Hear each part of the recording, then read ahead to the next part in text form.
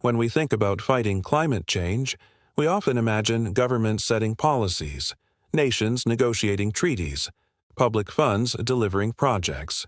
These things are vital, but they are not enough. Because the scale of investment needed is so huge, without massive flows of private finance, global climate action will fall short. Today, we explore what's working, what's blocking progress, what urgent steps are needed, and what values underlie all of this. Let's begin with the numbers. One major estimate from McKinsey says that roughly $275 trillion will be needed between now and 2050 for the physical assets required for a net zero transition. Out of that, about $195 trillion must go into low-carbon and enabling infrastructure. Meanwhile, private climate finance is growing, but often slowly and unevenly. According to Chatham House, around 90% of private climate finance remains within national borders. Private investors tend to invest at home. Very little crosses borders, especially into emerging markets or developing economies. In 2020, private sources accounted for about 50% of all climate finance, but large parts of that were concentrated in developed economies. Corporations, commercial financial institutions, households play different roles, but many developing countries struggle to attract financing due to risk, regulatory uncertainty, or lack of bankable projects. On the supply side, some markets are maturing. Coalitions like GFANZ, Glasgow Financial Alliance for Net Zero, taxonomies, which define what counts as green or low-carbon assets, financial disclosure standards, like the TCFD, are helping build clarity. Some central banks are integrating climate risk assessments into their regulatory and supervisory mandates. On the demand side, though, the barriers remain high.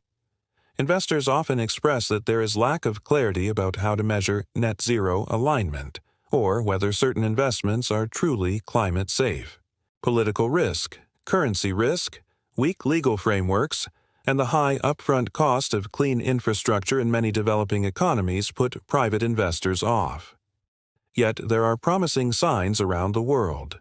In Latin America, Brazil and Chile have seen strong growth in private investment in renewable energy. Solar farms and wind farms are increasingly financed by private developers and investors, often backed by green bonds or multilateral guarantees. In East Asia, China has for years mobilized large private investment in solar and battery storage, helped by strong domestic demand, supportive regulation, and local financial systems that have included green asset taxonomies. In Africa, some countries, Kenya, South Africa, Morocco, are starting to attract foreign private finance into clean energy or water infrastructure. But many others are still starved of capital due to perceived risk and infrastructure gaps. Also, multilateral development banks, MDBs, are scaling climate finance.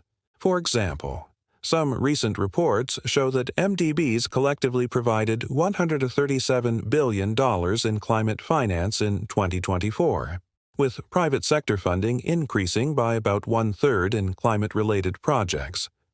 Much of that investment is going into low- and middle-income countries. These glimmers show what's possible, but they also highlight how far short we are of what's needed. Why is the gap still so big, especially for cross-border investment into developing economies? Regulatory uncertainty. Without consistent standards, taxonomies, investors cannot easily compare or trust what low carbon means in different countries. Risk aversion. Developing economies often have higher political risk, weaker rule of law, currency volatility, regulatory shifts. Investors fear losses. Lack of bankable projects.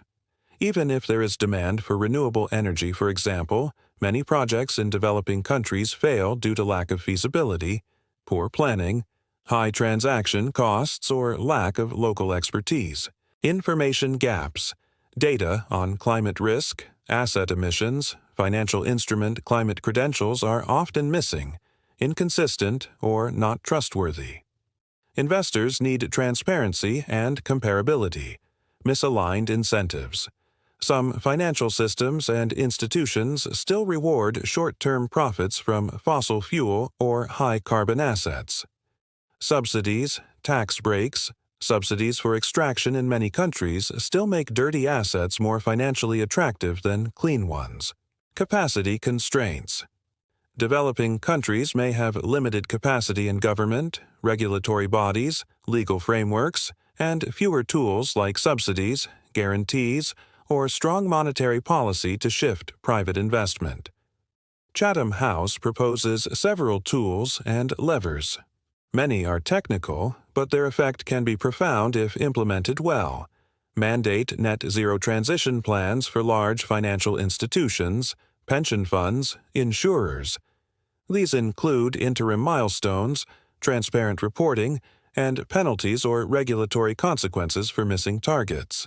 Adjust capital requirements and collateral rules. High emissions or high climate risk assets might need to hold more capital. Low carbon, climate-safe assets favored. This changes relative risk and return, nudging investors. Use central banks' own portfolios and reserve management. If central banks shift foreign reserves or their asset purchases toward climate-friendly bonds and away from fossil fuel-linked assets, that sends a strong market signal. Improve disclosure standards globally.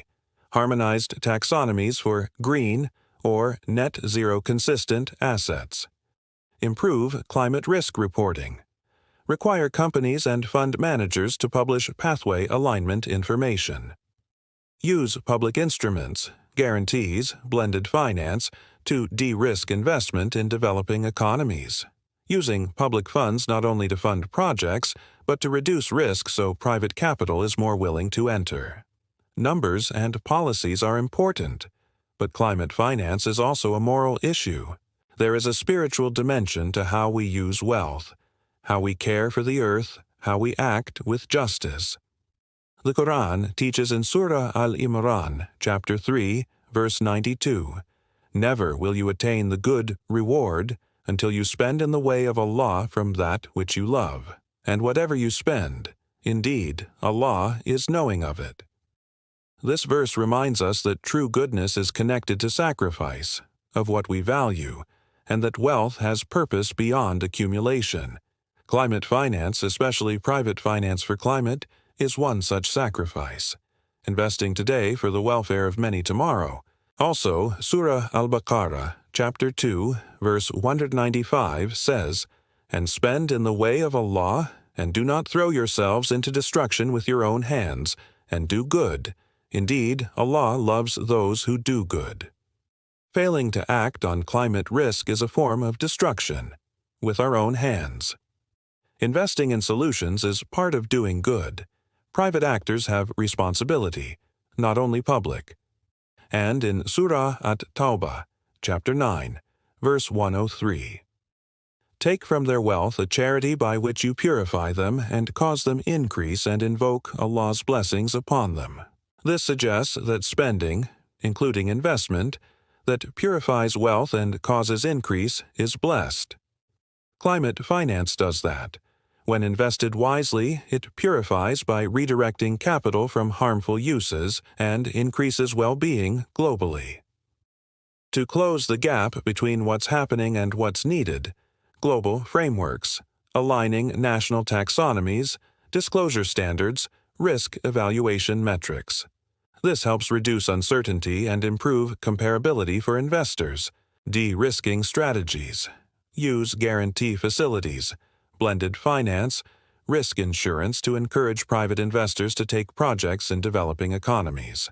Financial incentives, tax breaks, subsidies, favorable regulation for climate-friendly assets, penalization or restriction of high-emissions financing, public-private partnerships, collaboration between governments, development banks, private sector to share risk, knowledge, technology, capacity building, technical assistance, legal, regulatory support, project preparation, especially in developing countries, to create bankable, investable climate projects.